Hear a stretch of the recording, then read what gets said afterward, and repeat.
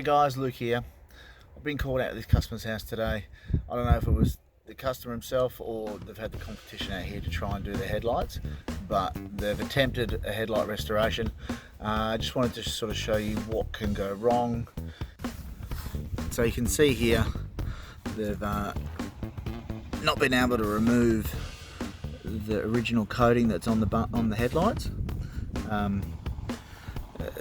And then basically they've either sprayed it on with a dirty gun, or they've had a pressure pack or something, and done quite an average job.